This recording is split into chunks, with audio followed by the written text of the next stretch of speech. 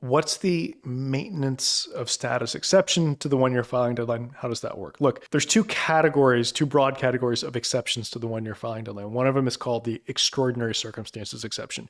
And anything that is an extraordinary circumstance that makes it such that you shouldn't have been expected, you can't have been expected reasonably to have applied for asylum during your first year. So you kind of have an excuse and it's okay to file late.